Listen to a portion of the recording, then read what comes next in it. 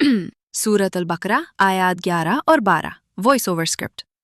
क्या आपने कभी ऐसे लोगों को देखा है जो मुआशरे में फसाद फैलाते हैं लेकिन खुद को सबसे बड़ा मुसला साबित करते हैं? कुरान मजीद ने 1400 साल पहले ही इंसान की इस खतरनाक बीमारी को बेनकाब कर दिया था जिसे खुद फरेबी कहा जाता है।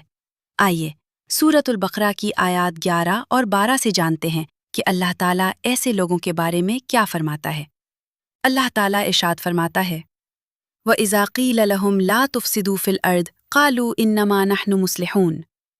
और जब उनसे कहा जाता है कि ज़मीन में फ़साद न फैलाओ तो वो कहते हैं हम तो सिर्फ इस्लाह करने वाले हैं।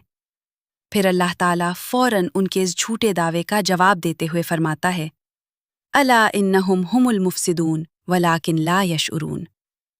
खबरदार, हकीकत में यही लोग फ़साद फैलाने वाले हैं लेकिन उन्हें इसका शऊर ही नहीं।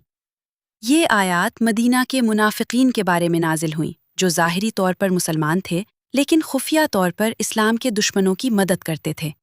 जब उन्हें शुने उनके रवैये से रोका जाता तो वो कहते हम तो सिर्फ इस्लाह चाहते हैं। लेकिन अल्लाह ताला ने वाज़े फरमा दिया कि हकीकी फ़साद वही फैला रहे थे अगरचे उन्हें खुद इसका एहसास नहीं था।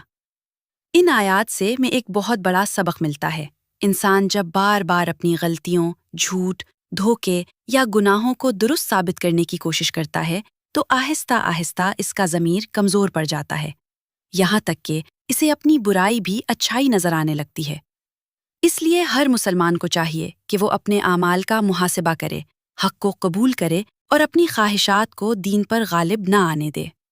अल्लाह ताला हमें हक़ को हक़ समझने, इस पर अमल करने, बातिल को बातिल समझने और हर किस्म की खुद फरेबी से महफूज रहने की तौफीक अता फरमाए।